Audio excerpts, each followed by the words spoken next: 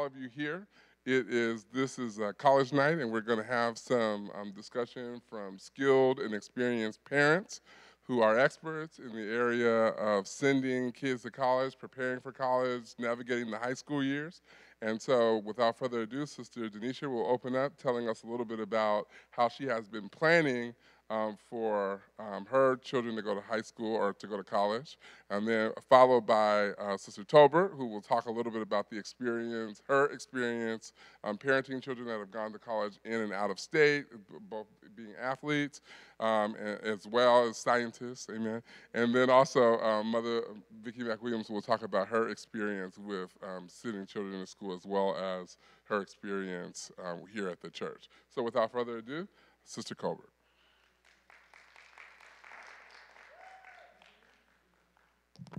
Thank you, Elder Belmonte, as he takes off.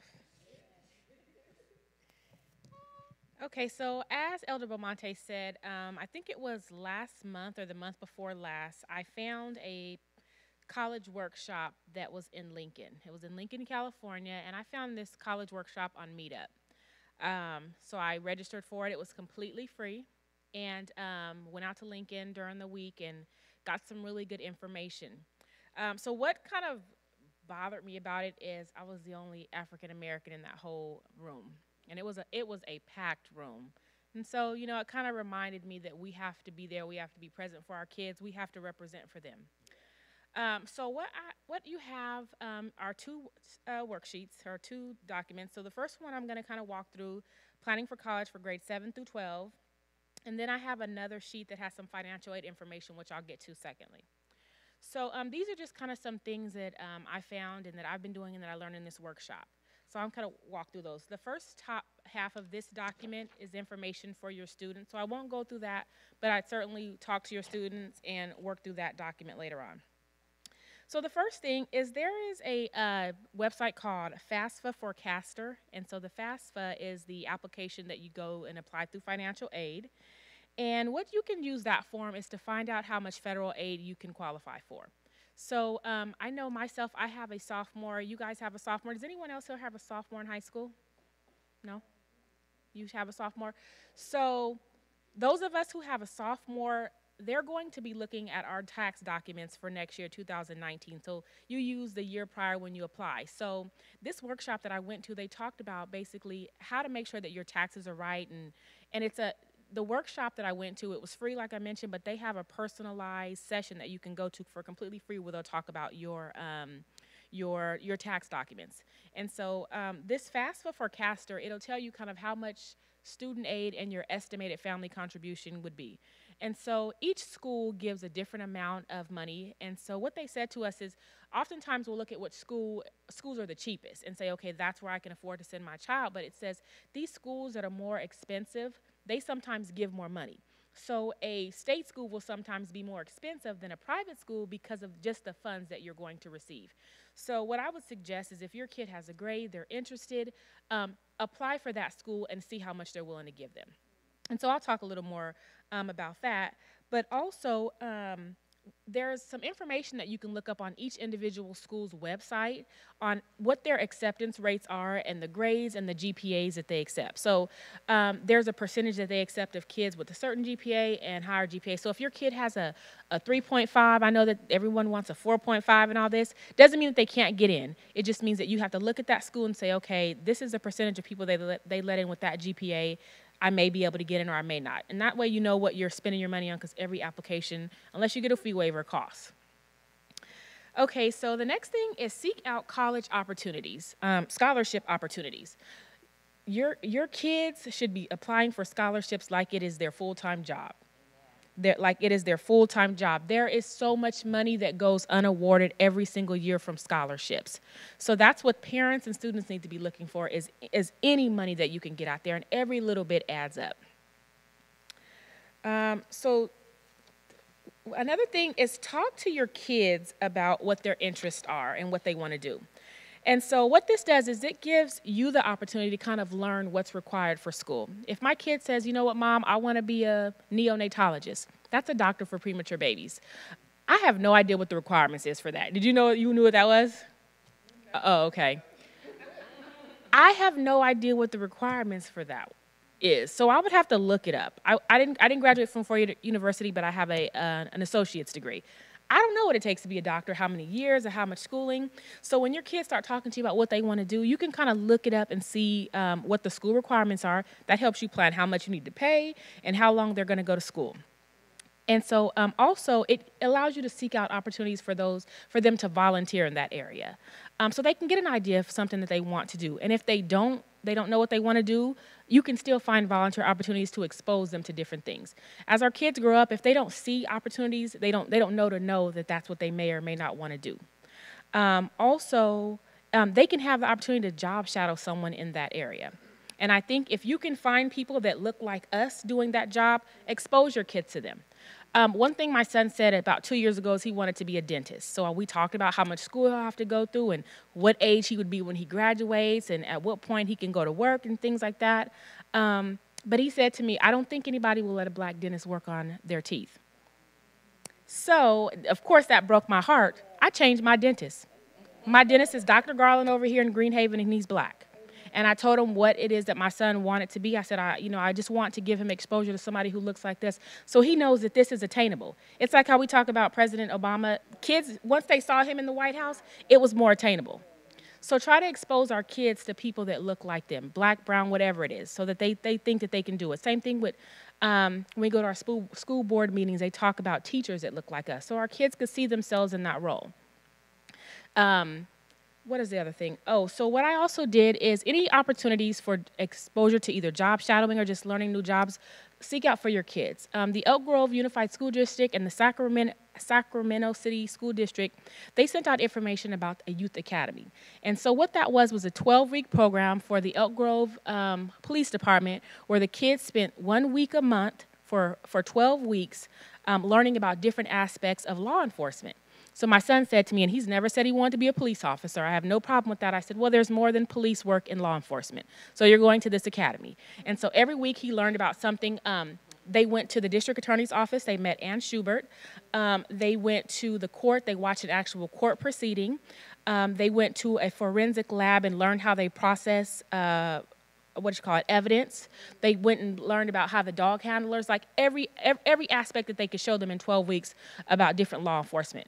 And so they had to go up and speak about what they learned after the program at their graduation. And so that's one of the things my kid says. When I came here, I told my mom I didn't want to be a police officer. Yes, I'm here because she made me be, but he's like, I learned the different things that are out in law enforcement. And he still doesn't want to go into law enforcement as of now.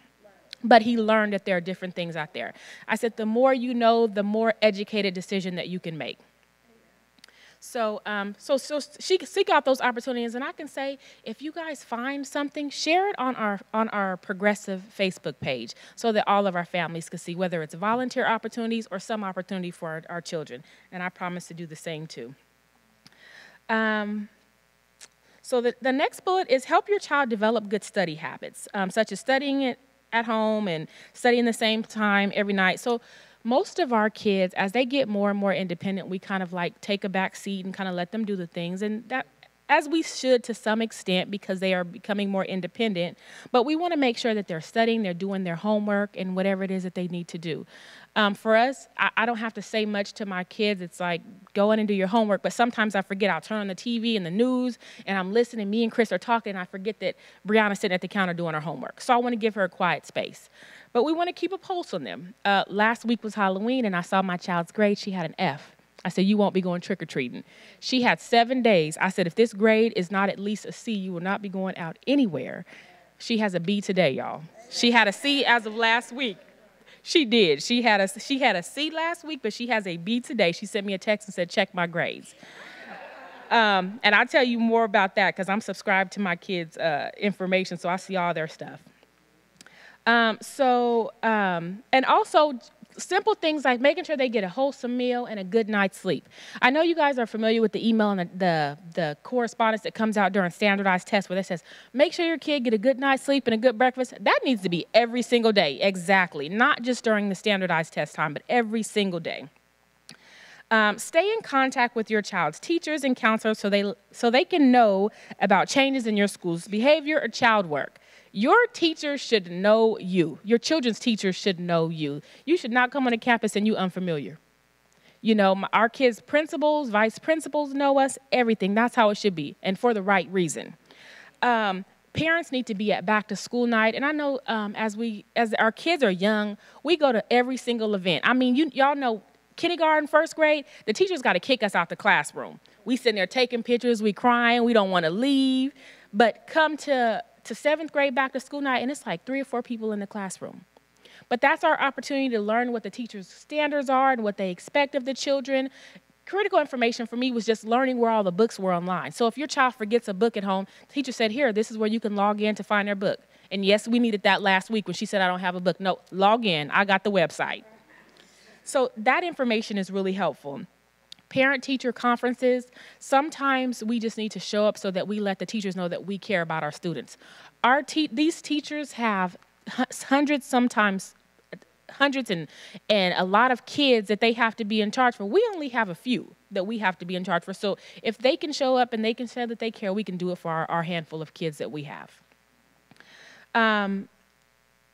And for those of us who have multiple children, I know it's sometimes so easy to say, I don't want to go to back to school night. I've been to back to school night. It's the same thing. But each and every one of our children have a different experience, and they all need us to show up. Also, whatever you show up to shows your kids what's most important to you. So if you're at every single sporting event, they know sports are important to my parents. But if you're at every school event, they know school's important to my parents. So we need to be at both. Also, what was really important to me in elementary school is they switched to that Common Core math. It's like foreign language to us. Those of us who grew up with, what did my daughter call it last night? I forgot. They have a name for our math. I'm like, y'all's math is a special math. But the teacher actually had courses where we can come to her class and learn how to do the Common Core math. And she walked through everything that she taught the kids and gave us some guidelines to help them at home. YouTube and Google was helpful in between that, but having the opportunity to go and talk to teacher and have her explain to me what it is that my kids were learning was just so monumental.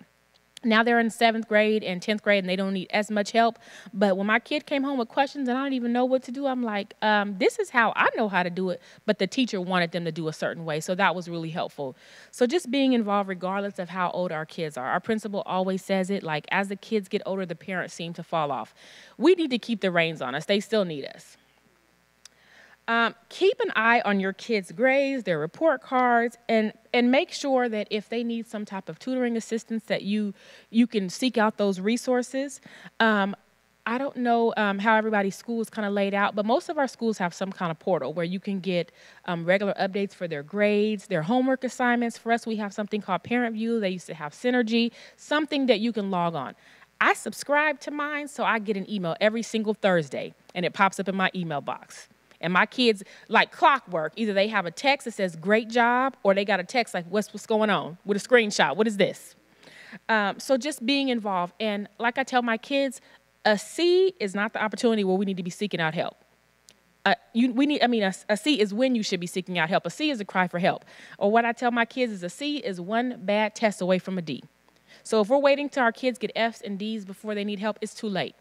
Last year, my kid got a D in English. Sadly, it was his honors English class. He struggled through that. And he had to spend the summer in summer school making up this class. And so his transcript's kind of off because they don't do honors class in the summertime, but he didn't seek out help. And so when I finally saw that he needed help, it was too late. So I was like, okay, well, you'll be in summer school. He's taking a different path this year.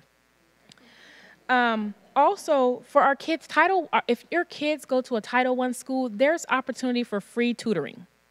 And Title I schools are schools that receive federal program. There's a federal funding. There's a program called Every Student Succeeds. It's ESSA. And if you don't know if your school's a Title I school, you can look it up online. I started to bring a list of Title I schools. But pretty much they have funding for our kids to go to tutoring, especially if your kids are below standards on reading and math. reading, math, and maybe that's the two categories.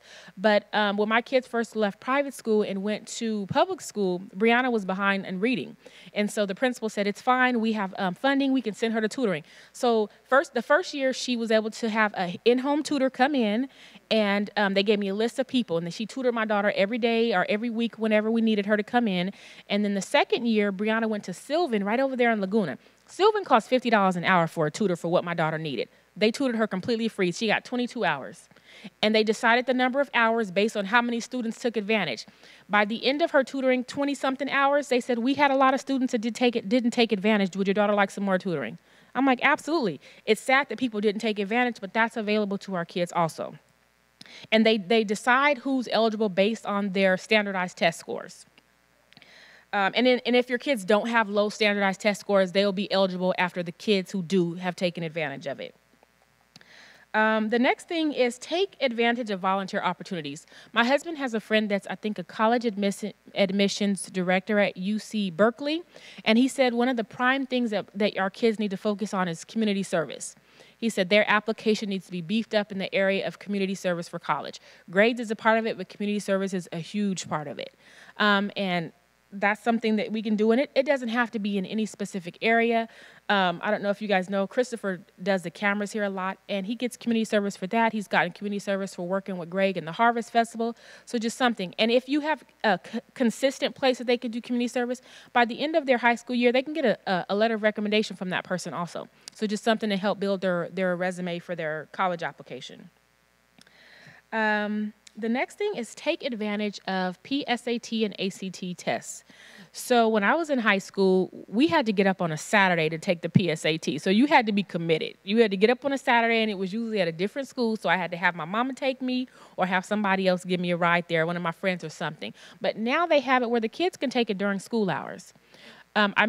So the first opportunity I think they gave it is in 8th grade. So my kid took it in 8th grade, and he took it in high school in his freshman year. And he texted me and said, Mom, I'm the only black kid here. It's all Asian kids here. I said, you in the right place then. Take the test. Good luck. He told me he was joking anyway, but still, we have to take every opportunity. So statistically, our kids don't do well on standardized tests. So they need every opportunity to practice that test to get as much exposure to it as they can so that they can do well.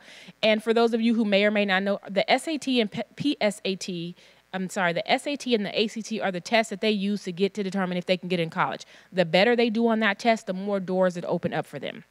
And speaking of the SAT and ACT, there's actually a prep program over there in Laguna if you're ever interested in it. But I think generally having our kids take that practice test just gives them more exposure to it. And lastly, I provided a link under the resources, and it says it's a booklet called My Future, My Way, First Steps Towards College, a workbook for middle and junior high school students. And so this is like a 44-page booklet. It's an Adobe format, so you can save it and work your way through it. But it basically kind of gives you a framework to help and prepare your kids working through college. It asks you questions about what your kids want to be, kind of some of the things that we talked about, but it's very robust. It talks about when you should start looking for money and everything like that. And so speaking of money, this worksheet that you have here is a list of college workshops that are available in this year.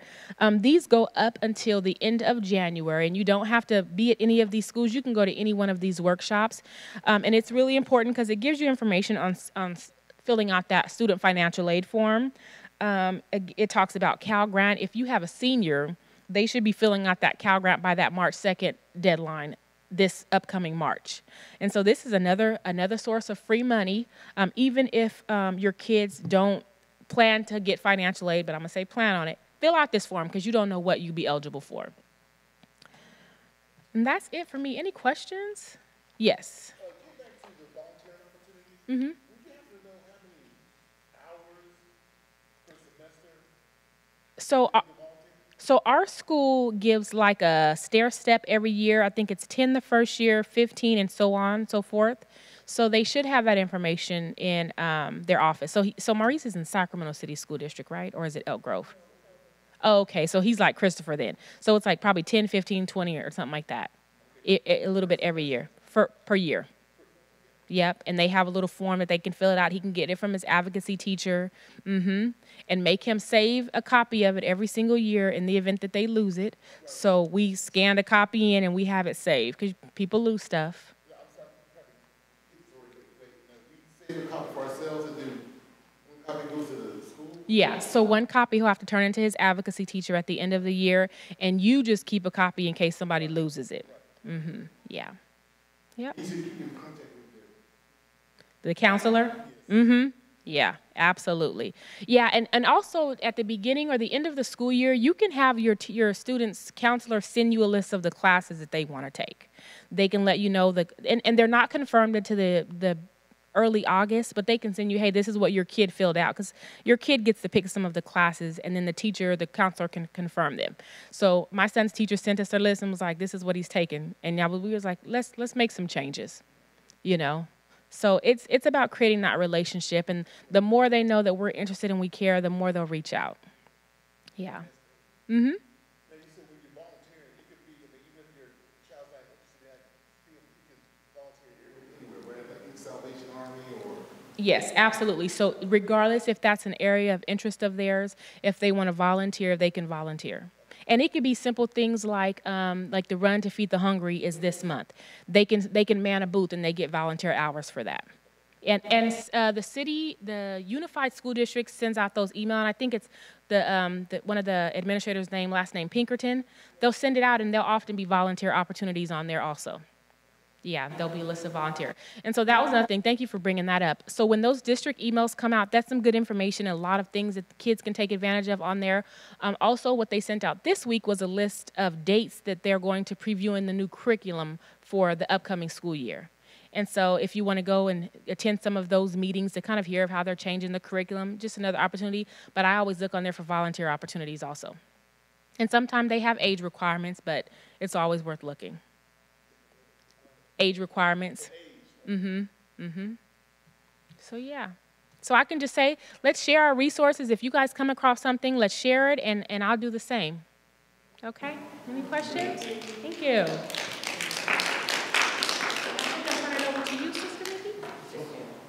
Oh, yes. Sister Tober's going to come up and share some information with us.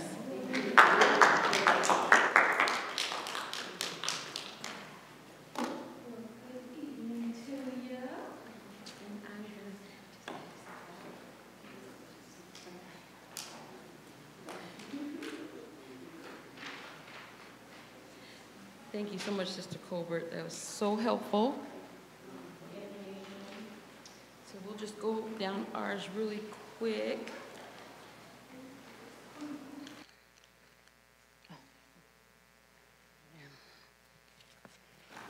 All right. So as Elder Beaumonte stated, I'll be speaking from the perspective of kind of in the flow of attending college. I did have 3 different experiences. One of my children, Robert, he applied out of state to college. One went to junior college, and then one went straight to the 4-year college. So when you look at your little agenda there, you'll see I put up at the top some helpful tips of when it comes to money when they're in college. There is what we call the EOPS program. It's Extended Opportunity Program and Services. This was a program that I actually myself took advantage of when I was in college. It was very, very helpful. They offered outstanding minority students. They provided leadership opportunities for you to travel. They gave you a lot of courses and opportunity to speakers to express yourself, to talk about being proud as a minority student. They also offered monies for books, so I was able to get books all the years that I was there.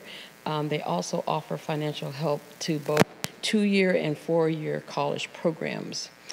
They give you a separate grant outside of your financial aid when you get there. So EOPS is a very good program. And like I said, on the 3rd bullet, it says leadership programs and field trips. And sometimes our children sometimes don't see themselves as leaders, but that's what this program is in place for. They were very helpful.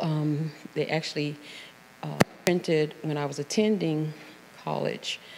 I was able to be printed in the National Dean's Honor List. So it's really, really, what do you call it, confidence building for you. The second thing when you're there in college is something you might want to look out for. My friend, they're Asian American, and her daughter was able to be a resident director, one of the resident helpers, and so she attended Berkeley, and that actually paid for her room and board. So all her parents had to pay for was just the tuition and costs like that. But room and board for Berkeley, that was a saving. So look at that. Have your children, as you're auditioning, talk to the house director at the different universities and talk about the opportunities for your child to be a resident director if that's something that they're interested in doing. It has responsibility, but I know our children can do it, and they'll go over all the job descriptions for that program. Then the third bullet, or the point, is there's employer programs. And so if your child attended Head Start as a preschooler, between the 3 to 5 year old, and also now our 0 to 3 year olds, they have annual scholarship programs and opportunities. So contact Head Start, and that's 263-3800 number. If your child attended Head Start, just ask them when are they going to have their scholarships and when you can apply. Okay.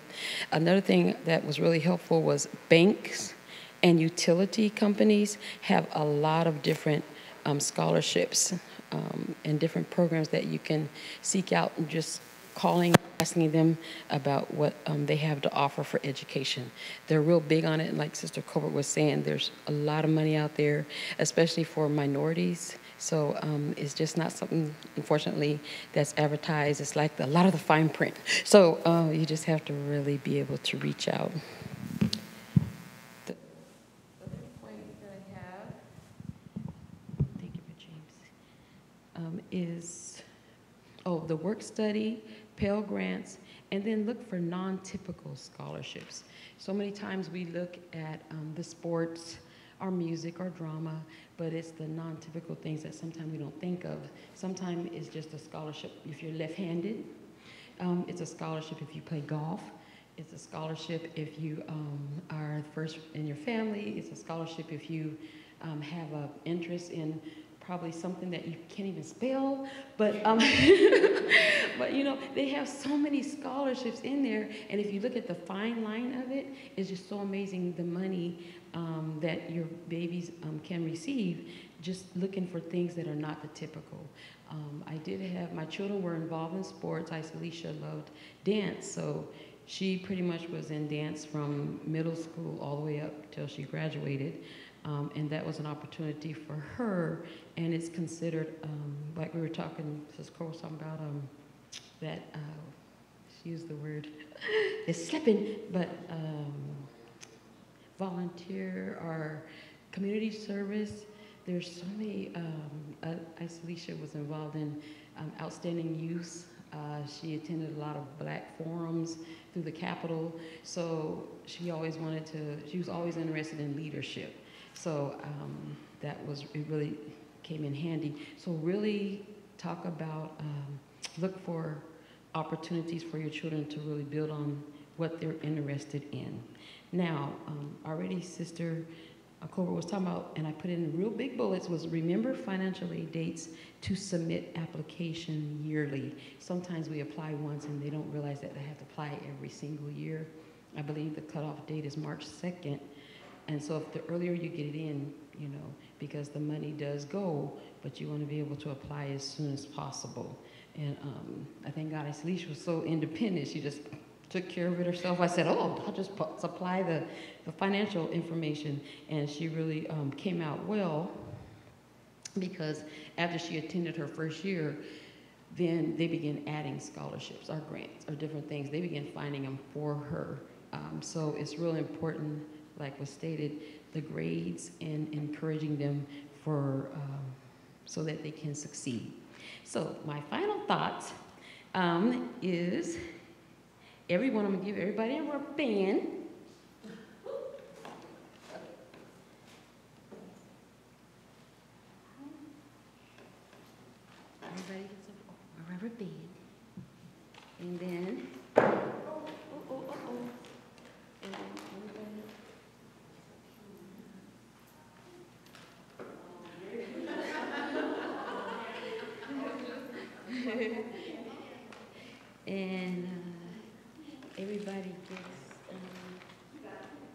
everybody get a pen? And okay. Thank you so much. I'll wait till you next.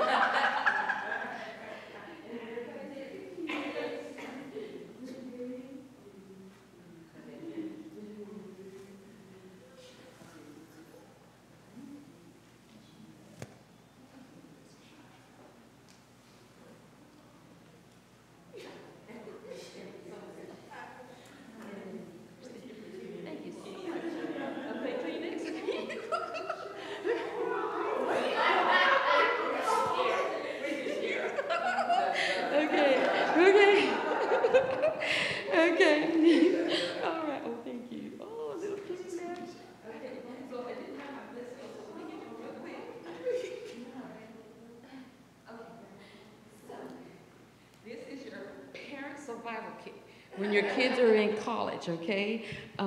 First, our first point under our final point, our thoughts, is you must continue to pray. Lay hands on your kids and ask God to prepare them mentally, spiritually, physically, because it's a whole new world out there. And some of the conversations and topics that the kids were faced with was, oh my goodness, you know. So keep the blessed well close. And get you some little knee pads and a prayer pillow. And just keep it, because God is able, he can keep them. And then the second point, if you hold up your little rubber band, just remember that you're going to be stretched all kind of ways for yourself, and then your children are going to be stretched all kind of ways. And so if you're not flexible and you're not giving yourself space to move and to fail and to achieve our children, then they won't make it. So we want to be able to know that they might get in college, it just might not be the right fit. They got in college out of state. It was just too much freedom for some children's personalities. So they had to reel them back in and bring them back home so that they can maybe go closer to home, to school from home. And then there might be one that they just don't want to go full-time. They want to go part-time. So you got to be flexible, because we all have dreams. We want to see our kids succeed, but they have a mind of their own, and we want them to be able to be independent. We want them to be able to succeed, so we let them go at their pace so that they can be successful. And then thirdly is you want to be able to allow them the space to be who God is creating them to be.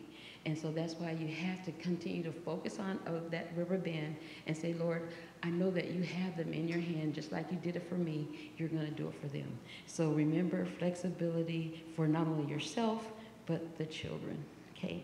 And then I have a calendar. So time management is big. So you have to help them when it comes to time management when they first get started, because they are gung-ho, they're ready to go, but something they say, oh, I forgot about that. Alicia had a real big wall calendar that she had in her room, and she just began writing down all the information. And then you have to look at your children. There's some that might not be, there might be organizational skills that they might have a deficit, and you have to give space for that, so just help them. You know how you empower children and let them know that they're growing up, and then you're just in the background pushing them forward. So keep your calendar handy, and then just if they need to, say, just kind of remind them, say, hey, you had an appointment, remember, don't forget, and buy them a calendar because they'll appreciate it. The next thing is your penny. Hold your little penny up, okay? As a parent, your role is going to change a little bit, okay? So as this penny is, it represents change. Realize that your role as a parent does change a little bit, and that is that they are not going to need you in the same role that they needed you when maybe in elementary or kindergarten or middle school. They need to find their way, and they need to be able to fail. They need to be able to, because well, I was trying to call the school and say, now, why didn't she get this? And they were like, do you even know her student number? And do you know this? Or do you know that? I was trying to call way over out of state, Sis Townsend, and say, you know what, y'all did not do this. My son had turned this in. She goes, ma'am. She goes, your son is grown. She said, this is his responsibility and he has to do it. So I really had to get that real quick that my role had changed. And it went from that hands-on mom to advisor and that cheerleader in the background because I wanted to see them make it, but I couldn't be their spokesperson anymore. So they had to find their voice for themselves. The Kleenex, that is, we ran out. There'll be some teary days, and you don't want to allow your emotion to stifle them. If they're ready to fly, let them fly, because how many know God is coast to coast? He's a universal God, and he is everywhere. So don't allow your feelings of, I'm gonna be alone, or I don't want them to go that far, or it's too expensive. Just know that if God allows it and he opens the door, that he will take care of them. So keep those Kleenexes handy. And then for them, keep them handy because they're going to be calling you and you might have to send them a whole box, you know. But just let them know to use them Kleenexes and stick it out because you can make it, you know. And then loves and hugs. Continue to keep them encouraged and let them know that they can make it and that God did not bring them this far to leave them. And then just in my closing, special education is there, and some of our kids might need that help where say they were in elementary, middle, and high school where special education is it's very good. My son, Ewan, was able to be supported all the way from kindergarten all the way up to high school. Then a team was there ready to transition him to junior college. So Department of Rehab took over from the school district to help him get on a job. They helped him get in Sac City. They wrote his notes. They let him take tests from a recorder, all of that, and he still came out with his certificate.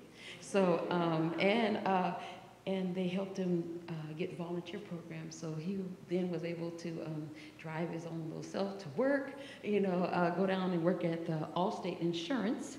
And he got paid. So special education is real, it's very helpful, and it is offered in college. So once you take their IEP, they can, the IEP department will contact them, and then they will assign them a note taker that takes their notes in all the classes, and then they will help them, giving them a special room or a special time where they can take their test as long as they need to. And then what's so good about it is then the Department of Rehab will also help them take their test for LEAP. And LEAP is part of the state that they will get a state job or any job. So there's so many opportunities. So just be aware that whether your child's in special ed or whatever, or they're typical learners, that there's opportunities for everyone, and it doesn't mean that the door's closed. So that was about all I had. Anybody have any questions? And so, thank you very much. Thank you.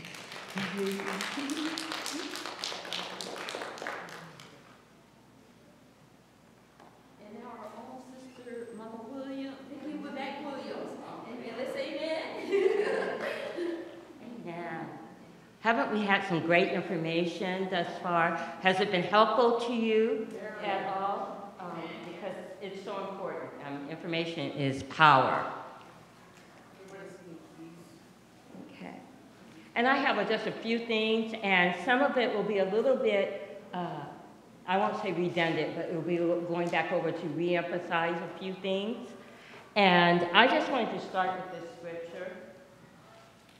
And it's Habakkuk 2:2, and it said, the Lord answered me and said, write the vision and make it plain upon tables, that he may run that readeth it. For the vision is yet for an appointed time, but at the end it shall speak and not lie.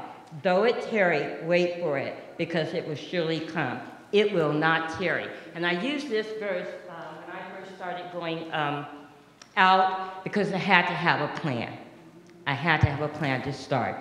But I'm so grateful to be here this evening, and he said we were experts. I say I'm not an expert, I'm just a mom who got her children successfully through college. 2 graduates, one with their master's and one with 2 years left of college to go. And you keep praying because I need that one to finish so mom can go on with some other things also. Not an expert, but I will show some things that are helpful and will benefit you.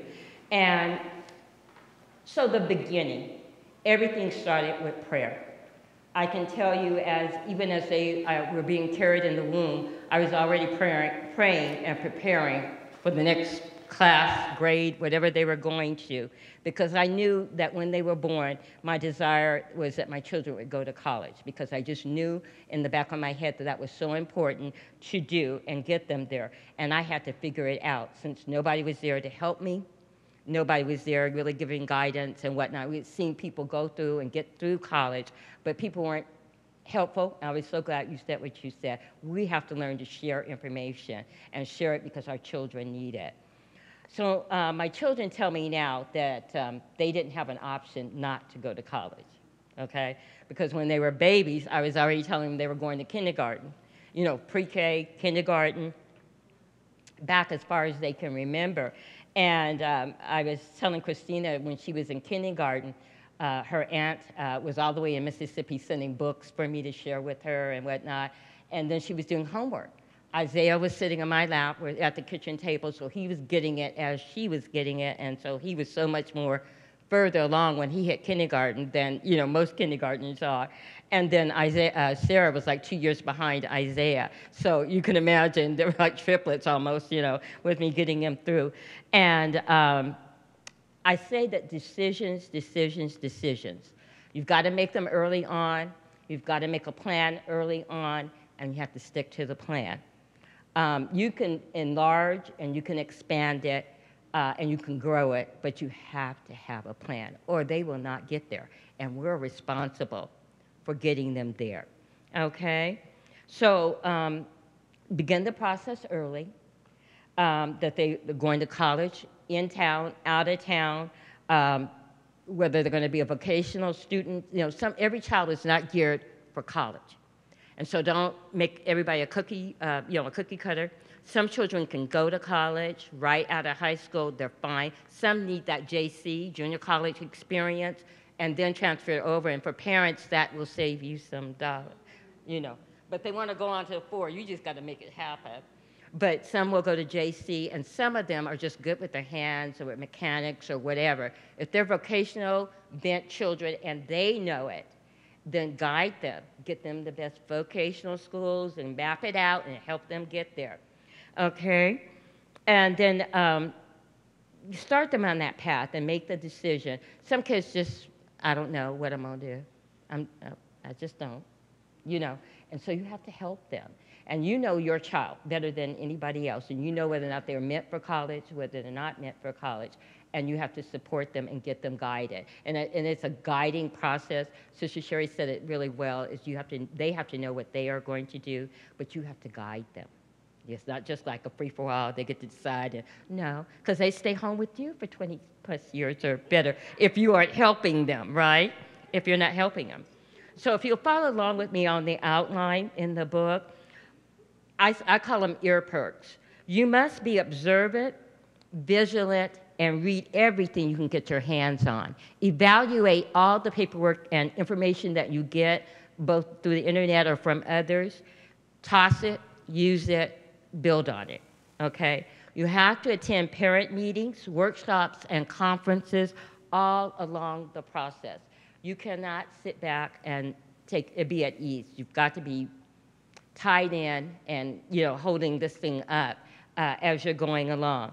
And I'll tell you that one of the things I started early on is because I knew they were going to college. I just knew that. So I created a manila folder, Dropbox thing, and any information I got about college, about scholarships, went in that manila folder. They were fine. But I was already starting that process, and I knew what was kind of out there. Some scholarships fell out, others are still going on, but I would drop everything in that folder. And I'd sort through over the years and get them updated if I could. If I couldn't, I just kept the information. As they got older and closer to high school and whatnot, I created what I call a to Z, a 12-month calendar for scholarships, where you drop the scholarship in by month. So if you got a scholarship, you dropped it and it was due in March, you put it in the March folder, but you had to be diligent about going through that folder and figuring out when those due dates were. So I had my own personal calendar for the due dates on my wall in my bedroom, They had their calendar, so we knew, and they knew where to go to get their scholarship application. And we always took a couple of copies of the scholarship and applications, because inevitably you mess up on one and then you need it because you write that deadline. So always do that, and I think that will serve you in the long run. And as long as your child knows how to access and use that A to Z 31-day and the scholarship drop, they'll be in really, really good stead. And again, a monthly calendar is invaluable to our young people for that. Going back to the test, and I'm just telling you what got me through, because everybody's story is a little bit different. Your three had a whole different story. My three had a whole different story. Your child will have a different story. Okay. And so get the schedule for the PSAT and the SAT and the ACT. They will tell you that you don't need them all, but here's the thing. You don't know what college your child is going to go to, so you need to take them all. And I want to tell parents who may say, oh, that's a lot, because that's 65, 70. They might be up to 80 now. They were like 65, 70 when my children were going. They might be up to 80 or so now. But you've got to plan for those. And if you ask the school and get in touch with the right people, you can get waivers for those tests. So never think that you make too much or you don't make enough. Ask. All they can do is tell you no. What I found out is I asked is that we got a lot of our tests paid for. And they were able to take them several times and get better scores each time. And so you can do that as well. Be diligent and be listening for the tests as they come, because it's so important that they make those test dates. And like she said, get them up early, a good breakfast, get them there early, not right at time, so they're not scattered, but they're calm and they're ready to go in and take their test. Tutoring is also available for the SAT, ACT, and even the PSAT. Some of the churches at the time my children were going through, St. Paul was really big on education, St. Paul Baptist Church at that time, and they still do it. I know their education department does. And they would have the kids in during the week and on Saturdays with workshops. They were able to coach them through the tests, actually help them, because what we learned with our children, I'll say our children of color, is that they don't do well on the standardized tests. They're not made for us, actually. Not made for us, and you have to know that too, that they're not made for us. And so you have to be able to tell your child how to rethink, refocus, and get a different point of view when they go in for those tests. But they would do mock tests, they would do mock oral interviews for them, and as much as you can, if you can't find a school, you have to be prepared to do that for your child. Whatever it takes is what I think. Whatever it takes to get your child to college, that's what you could do. And invest in tutoring. If you can't get it for free, invest. A lot of my lunch money went to doing tests because I knew that was important. It went for tutoring. And you have to invest in your student. I cannot say that enough. You are their advocate, so invest. Essays.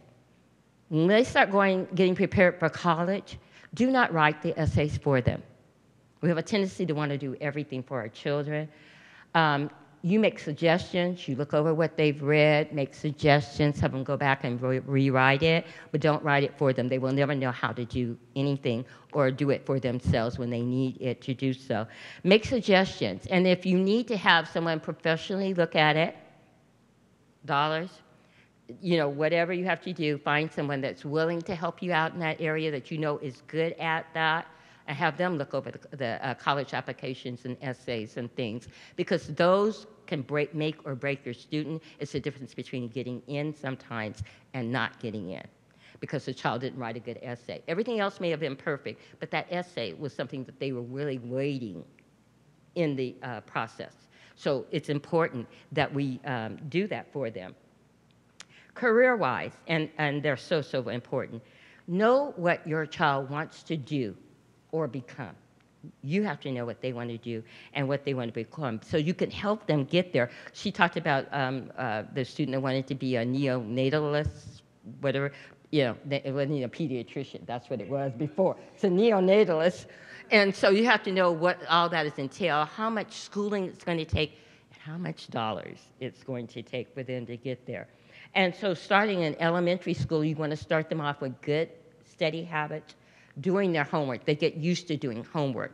So when they get to like 12th grade, when they don't want to do it, they've already kind of been cloned, kind of, brainwashed. You're doing homework. And you do it until you get out of high school and really beyond that, because when you get to college, you're going to be doing some more. So you can help them by helping develop those good, steady habits, test taking. Always be supportive, even if they do bad on a test. Be supportive. Tell them they did a good effort with that, and they're going to do better the next time they have the next test. And mommy, daddy, whoever is going to help them, study for that. And so, because it's important, because once they get a failure or whatever, sometimes that just blocks the child. It stops them. And what we want them to do is keep going forward. And also, getting good grades is important. And you know how some their friends are just getting, their friends are just getting, C's and D's, and that's just fine with them. And see, this is what I have to tell mine. That's what they're doing. And their parents may be okay with that, but mommy and daddy are not. And you know that, I know that you can do much better than that, and that you can do better. So you need to pull those A's and B's home as much as possible. I'm not saying that if C is the best you can do, then that's what you do. But you are always striving to do the very best, but that generally meant an A or B, okay? and that they're getting help, and that you're reading a report card. Some parents don't even read the report. They come home, they're thrown in a pile, and that you need to read and see where your child is at, because you can help them with the deficits and whatever they need in the meantime. And for example, when I say know your child, if they say they want to be a heart surgeon, and you know that they cannot add, multiply, subtract good, or speak the King's English really good, you might have to give them a dose of reality, gently, but a dose of reality. Because what I have found is that some children get off track. But you can get them back on track, and that doesn't mean they're not going to be the heart surgeon. Their grades just not be reflective of that at this time. And so that's why I say you have to know your child. You have to know your child. And that's your duty as a parent, is it not? Is to know your child and help them. Extracurricular activities, community service, volunteer activities, as Sister Denisha said, it is so important to do. So whether you're doing the Thanksgiving run, or you're doing working here at the church, at a daycare center, a senior home, let them get that experience behind them, because they can go and do that while they're going to college. They can go and do that as a working thing. And if they're doing that and playing sports, even sports, they can get scholarships to go to school on. And so if they're good at what they do, I believe your daughter's playing soccer scholarships, basketball scholarships, football.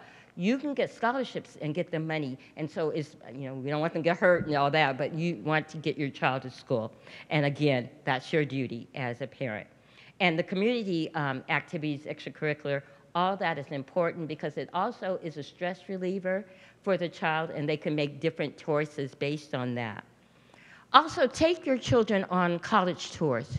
If they're thinking about going to a historical Black college, take them on, get them signed up for a tour if you can afford to go, and even they have waivers and some things they can help you with. Take them if your child says they want to go to Riverside University. Take a trip one weekend, go down and visit the campus. And if you let them know they're coming, they'll usually have someone to help you walk to the campus.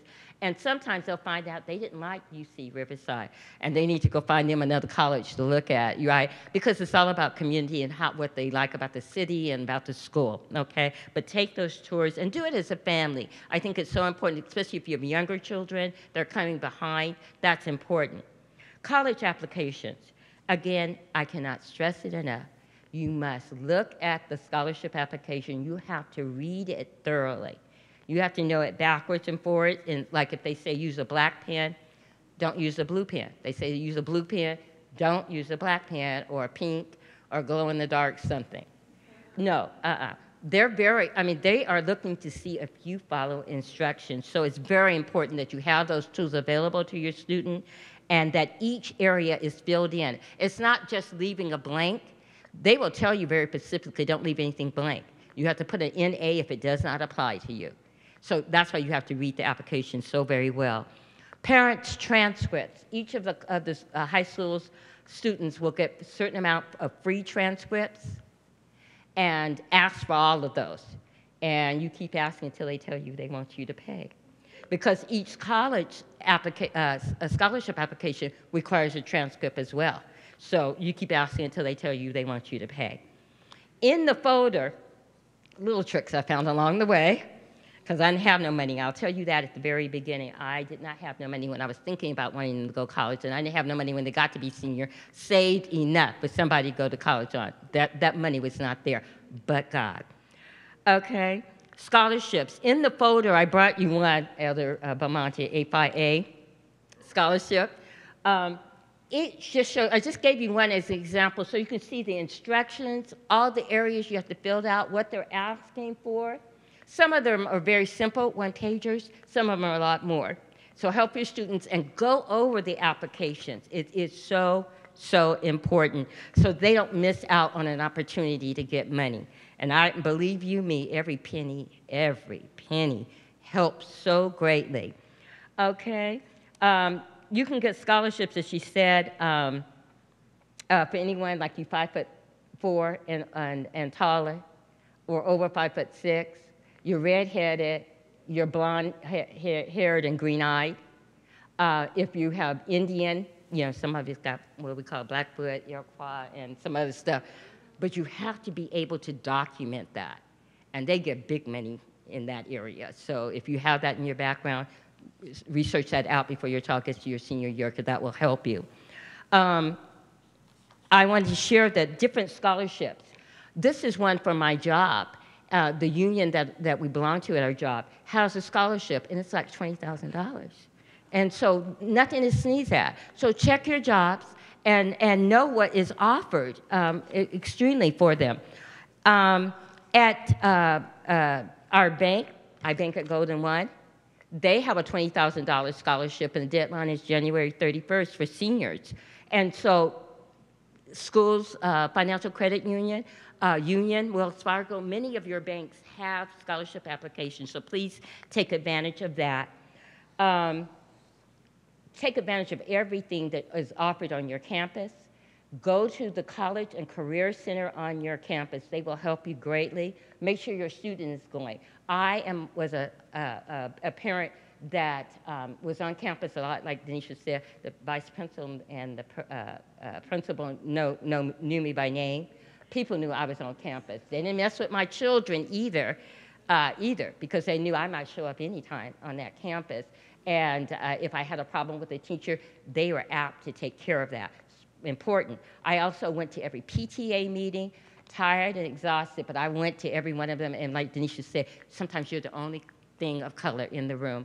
And I found out something called a school site council, where they decide where discretionary funds go at your school. And so we have Asians and whites making decisions, and my children are not, I call them all my children, are not going to graduate from school. No, I need a tutor on campus, I need some services, and that's where those dollars are going. And they were like, you know, but that's where those dollars are going. And so they had to devise a plan and make it happen. Also, just when I was leaving work today, something came across. There is a new thing for California students in Sacramento or wherever that's called californiacolleges.edu. And it's a free, powerful digital platform available to all Sac City Unified students for college searches, career aptitude, scholarships, and more. And it will allow you to upload your scholarship application and transcripts. Sister Denisha gave you a form already for the Cash for Me. This is so important. They will help you fill out that form. Money, money, and more money. Again, your resources are your teachers, your college, and other parents. Network and get your college through and to college. And I just want to say, stay engaged with your student through your whole school experience. Keep them on track and do not let them deter themselves and get senioritis either. That's the most thing you have to worry about. Keep them focused and help and work with them with the college applications and scholarship applications. And there are a few other things in the folder, but you can go through that and work with yourself. Are there any questions that you have? I hope it was helpful. Any questions? No? I'll turn it back over to Elder Belmonte. Thank you, Mother. Let's give all the speakers another round of applause. I just have a couple of notes. Some of this might have already been covered, but I wanted to just share a couple of notes and then tell you what's going to happen in there. So in there, everybody who comes gets a prize. There are lots of gift cards, so we really want all the kids to take a bag. If you have a kid that's not here, take a bag for them, because we tried to have about 75 gifts donated, and we didn't have 75 people. Amen? Amen. All right. I wanted to just touch on those. So some of you are familiar with my career, but I have worked in student affairs or college, higher education for about 15 years, and I started in recruitment. So I guess that's one of my, that's one of my areas of expertise. And I just, I have spent most of my career traveling the country, exposing students and their families to various colleges and universities. And I just want to piggyback on some of the things that I heard and that I didn't hear that I know were said. The first thing is there is this sort of theory called the 10,000 hour rule. And the 10,000 hour rule suggests that in order for somebody to become an expert or the prime in their area, they have to have achieved at least 10,000 hours of working towards that craft. And if you read a book by Malcolm Gladwell, it's a book by Malcolm Gladwell called, the book's not coming to mind because I have to think about it right now, not Tipping Point, but another point, I'll just tell you what it is later.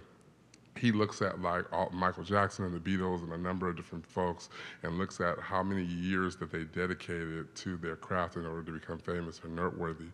And I mention that because a lot of times, like, I'll see kids will say, I want to be a football player. And the parent will say, oh, honey, like, good job. But they will not expose them to certain things so that they get the opportunity to build their skill level. If your kid wants to be a football player and they don't start playing football until they get on the JV team in high school, they're unlikely to, right? And so if you talk to any NFL player and they start talking to you about when they started playing football, they're going to tell you it was Pee-wee and then it was junior, right? You see what I'm saying? And so the reason why I mention that is because it's kind of like church and what our children are exposed to at church. They're only exposed to what their parents have the energy to expose them to, right? And so like I was raised by my grandparents, and so it was a lot of like, go on and call me when you're done, right? And so then there was a lot of things, depending on whether they trusted the driver or the vicinity for which it was that I couldn't walk, I just wasn't gonna be involved in, right? And so I wanna encourage you all, if your kid wants to do something, like expose them to it until they get tired of it. If they get tired of it, then that's not, right? Like I was in Taekwondo, and when that was over, I moved on, you know what I'm saying? And my parents were willing to expose me to that. They didn't take it as a joke. They were like, he'll learn. If he likes it, it'll stick. If he doesn't, then it won't stick. And one of the things that my parents, this will come as a surprise to you, but one of the things that my parents exposed me to was just the opportunity to talk. I was on mock trial and it stuck, right? So, right? And so like the more that they exposed me to mock trial and to being in contests where I could talk, the more I felt confident about talking, the more that at every level of exposure, right? Like my first experience with being embarrassed in front of a crowd of people is when I accidentally spelled a noun wrong because I thought all nouns were capitalized and I lost a spelling bee. It was a difficult thing, but it gave me the courage to try for the basketball team, right? Because everybody had already seen me fail, like what's the worst that could happen?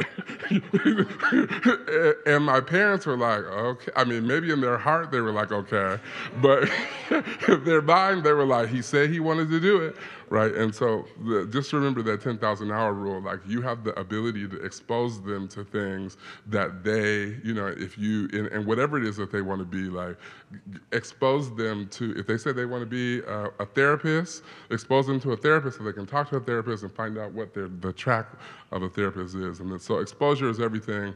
I talk about that with college because I'm a first generation college student, but one of the things that we were exposed to, because we couldn't watch, there was just very little that we could watch, but we could watch college football. And when or football or sports, and when we were exposed to sports, we were like, oh, okay, like I got a team, right? And so if you didn't have to have gone to Sac State, if you would take your kids to a Kings game, take them to a Sac State game, right? Take them to walk them around the Sac State versus UC Davis game. You know, take them to college sports so that they can build an affinity, because I talk to kids all the time that wanted to go to UC Davis when they were 3 years old, right? Because their parents exposed it to them. It wasn't because they went there. If there was nothing, it was just simply about exposure. I wanted to be a preacher because we went to church so much, right? I mean, it was like, everybody wanted to be a fireman. I just didn't know no firemen. I just knew preachers, right? right? And like all of us, it was like, what game we gonna play? We're gonna play church because we know how to play. That's what we know how to do, right? And so the question is, and that was our parents exposing us to that. So what are you exposing your kids to, and how is that manifesting in their life, and how they are developing as young people? And then also, I wanted to just mention understanding college types, because it used to be, you know, 10 to 20 years ago, even 5 years ago, that like people didn't talk about going to community colleges or trade schools, and those things were like, oh, I want my kid to go to Stanford, and it's like, there are plenty of folks that start at Sac City and then go to Stanford, or plenty of that you get an AA and then they're done, right? And so exposing our young people to whatever level of education that they want, and then let them, you know, figure out, and I like what you said, Mother Williams, about after they have, knowing your children, because a lot of times, like, if a kid is like, oh, I'm gonna go to community college for 2 years and then I'm gonna transfer, if you know your kid, like, you need to be like, you're not, I think we're gonna apply to some 4-year schools, like just in case, to put everything in front of you. And I would say that a lot of times with college, like, kids don't know what they're getting into. We do, right? And so like, when you're talking about, oh, I don't know what school I'm gonna go to because I'm going where my friends are going, like that 4 years is gonna like have an impact on 40 years of your life, right? 4 years, 40 years of your life. And so you're the thing that go into making that decision, and you do not have to have gone to college to help your kid get there. It just behooves the parent to do as much work as they can to be able to have that language and talk to their kids. And then also, a couple of weeks ago, a friend of mine was like, we're meeting in Natomas. I live in Natomas, and I wanted to meet the board, the folks that are running for the education board in the school district, which was important to me because somebody who was familiar with my work, like professionally and in the community, asked me to be on a charter school board in Vallejo, right? And so I would go drive to these board meetings, and I would experience like how difficult it was to start a charter school.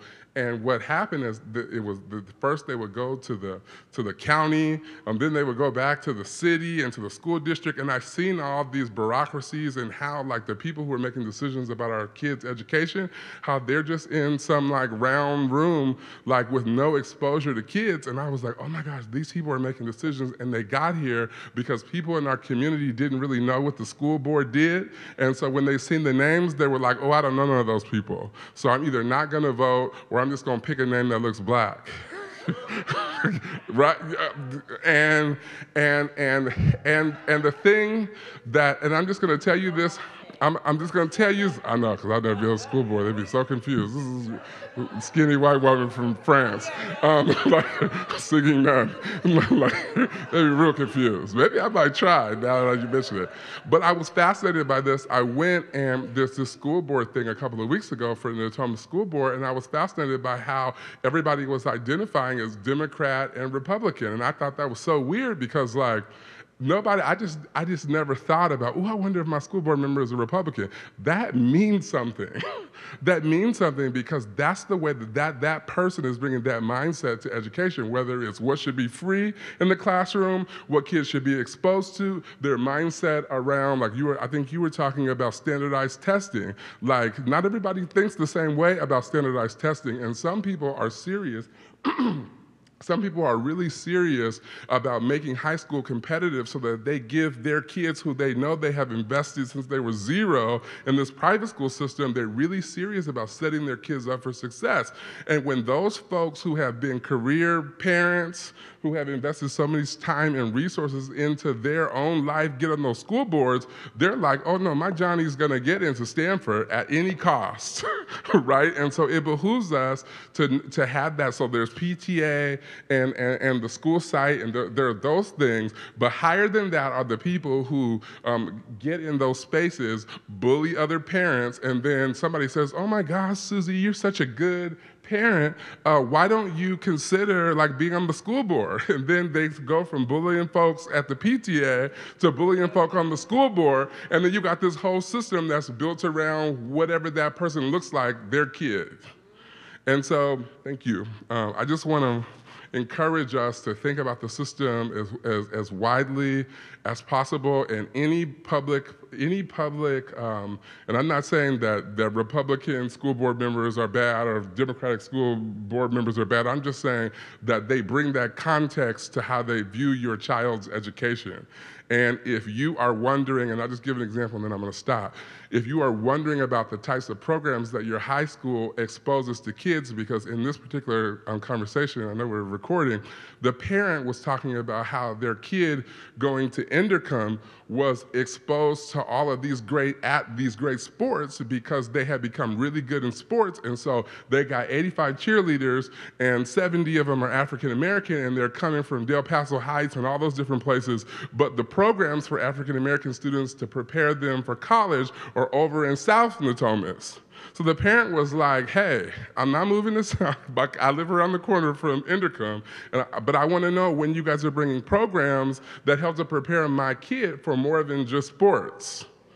And if you live in this neighborhood, you got a lot of questions and a lot of opportunities to ask them, right, at Elk Grove, because there's a lot of that is happening where people are seriously, they know that you don't care and that you are not looking to see what's going on in that school board, and so they are running their people, they're packing the school board with their people, and they are using those positions to get money for their businesses, and like drive down the street and look at the football field at the neighboring high school and see who got a sign there.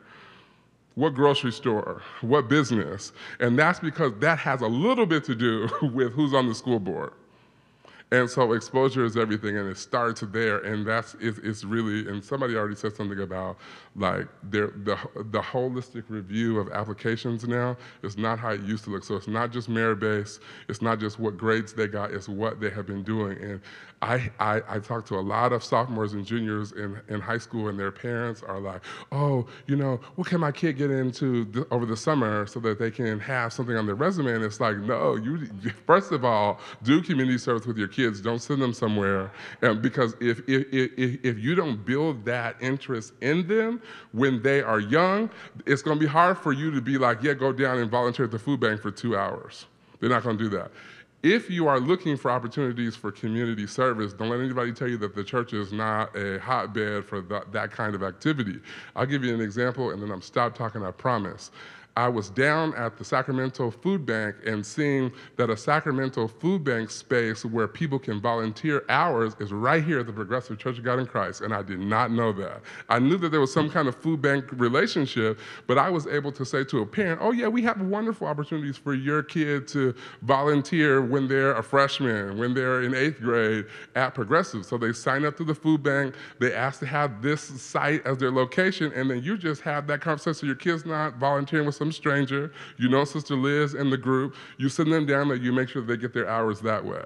You know what I'm saying? And there's a lot of opportunities where kids can do that and get, so you don't have to be wondering how to expose kids, but try to find opportunities for kids to volunteer that they're interested in so that they don't, just be like, oh, I guess I gotta go like build a house for Habitat for Humanity. It's like, well, if you ain't a builder, that is not gonna be fun. And they're not only gonna regret the activities, but they're gonna regret you. Amen? Like, we've been kids before. I mean, I have.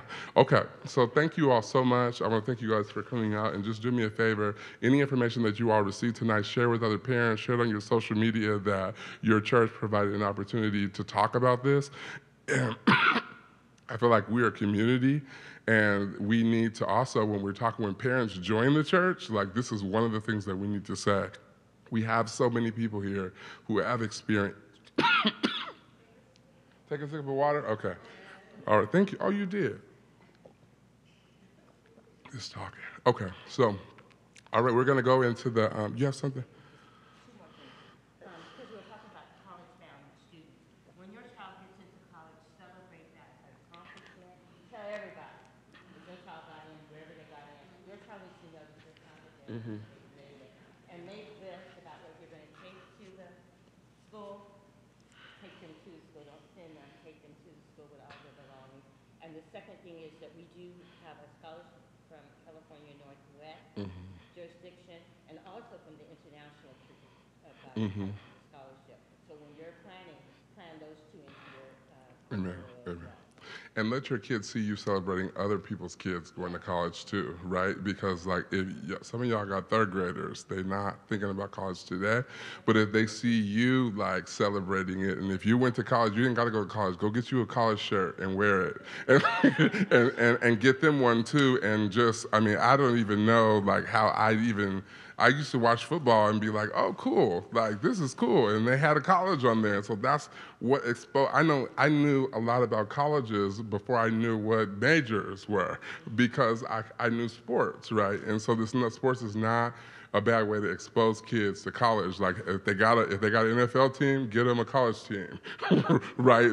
I mean, that's how a lot of African Americans are eventually exposed to. Like if those of you Stanford, like 5 years ago, there was no black kids like jumping up to go play football at Stanford, but they began to appeal to African American students, and then the football team got big and got good at the same time, and boom, like now there are African Americans who are going there for football who are also scholars, right? And so we want to just think about that. So we got like a lot of gift cards and take a bag for all of you, and we're going to just meet in there and pray. So hopefully the kids didn't leave.